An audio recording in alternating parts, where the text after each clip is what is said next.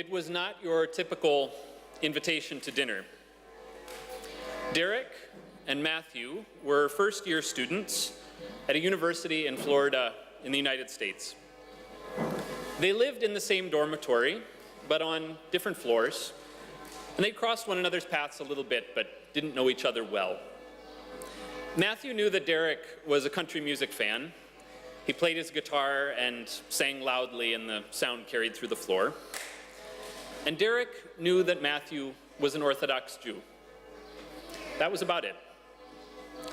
Until everyone at school learned something else about Derek. Another student discovered through a search online that Derek came from one of the most prominent families in the white nationalist movement. That his father had created what is commonly known as the first major internet hate site, and that Derek had been an organizer and an activist on behalf of the movement for many years. By his late teens, he had already invested significant time and energy in promoting deeply racist views. And he was continuing this same work, organizing conferences and writing position papers while a student at the university.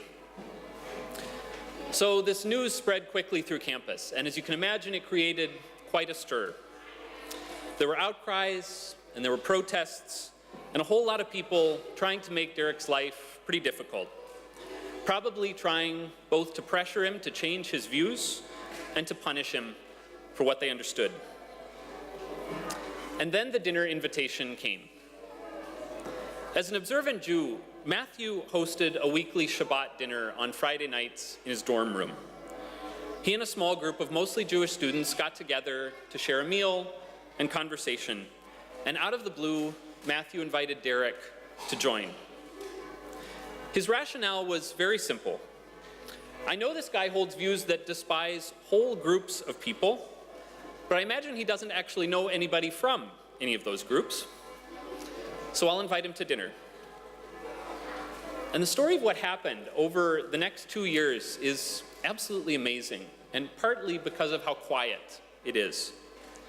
Derek accepted the invitation to the first Shabbat dinner he was invited to, and it went okay. The conversation was good, and nobody there actually confronted him head on. Matthew had made it clear to everybody in the group that the Friday evenings were not ambush Derek time. The point really was to invite this person who had overtly anti-Semitic views to sit down with a group of his Jewish peers. Derek says that an ambush actually would have been easier for him to deal with. He had practiced arguments, and he knew what to say. If a debate had come up, he would have known how to engage that.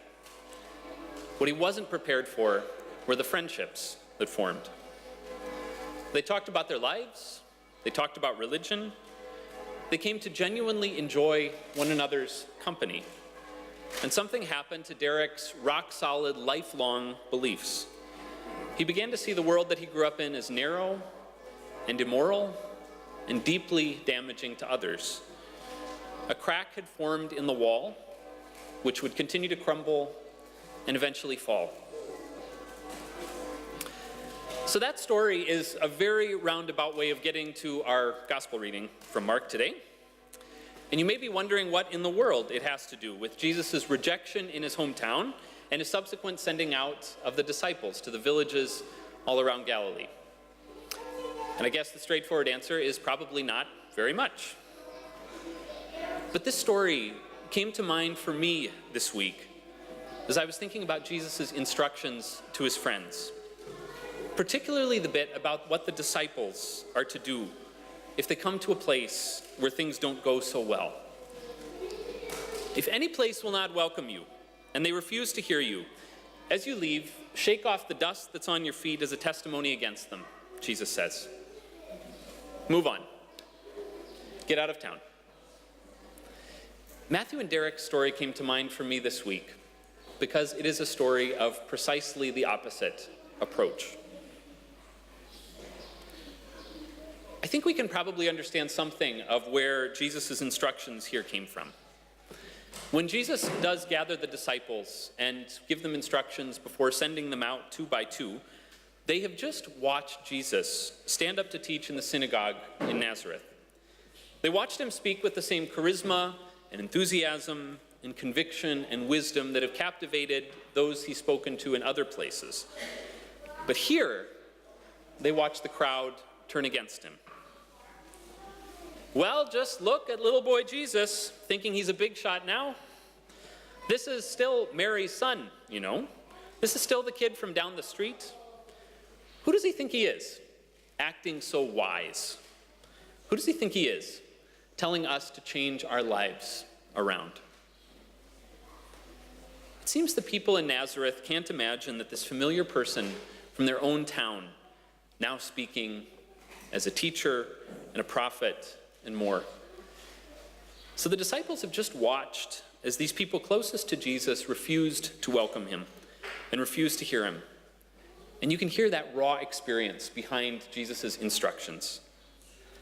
Not everyone is going to want to hear a message that aims to turn the world upside down. Sometimes you will not be welcomed.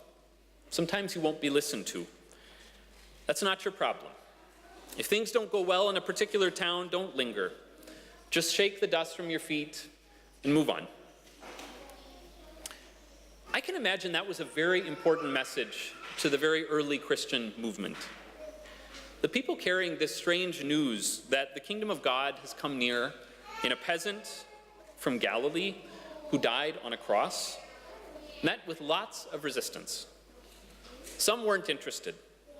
Some didn't want to hear. Some heard blasphemy and treachery and a challenge to those in power.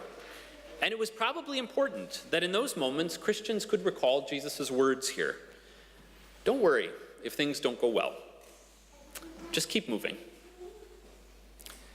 There's certainly a part of me that appreciates that message. There's something freeing in it, right? It reminds me that I am not ultimately responsible for anyone else's faith or anyone else's actions. All I can take responsibility for is what I say and do, not how others react to it. It's good to remember that.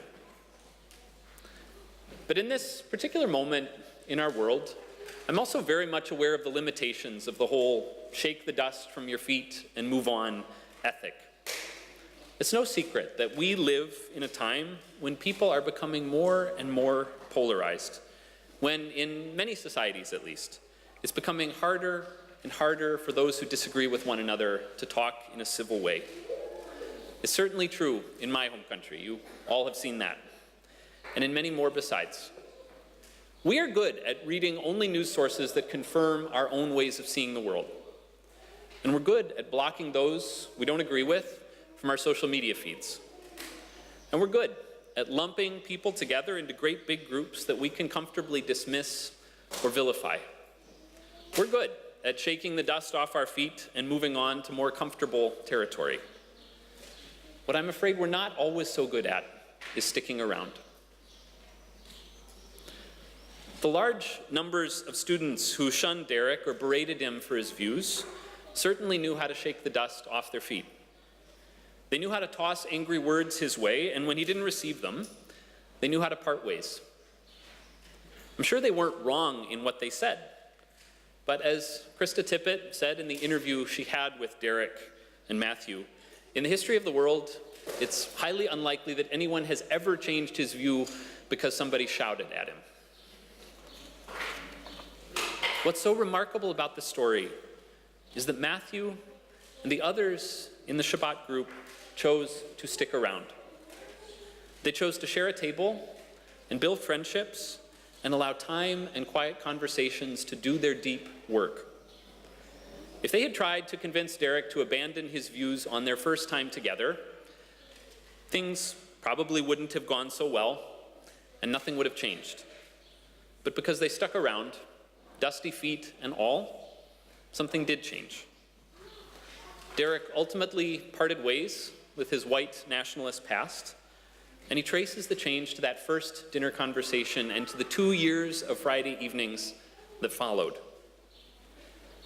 I'm sure there are plenty of instances in life where following Jesus' instructions about moving on when the going is tough is a faithful and wise response.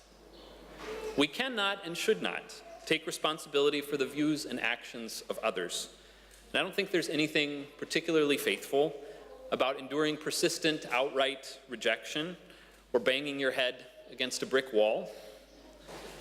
But my guess is that today, in this charged, polarized moment, the harder lesson for many of us is to learn to stick around when we meet some resistance, to build and to sustain relationships with people very different from us, to learn from and enjoy and appreciate and understand those we disagree with. Lord knows it is easier to shake the dust off your feet and move on, and sometimes we might have to do that. But real change can happen for all of us when we are willing to stay a while. To me, that sounds like the challenge and the promise of the gospel for today. And besides, I have to think Jesus liked his disciples a little dusty anyway. Amen.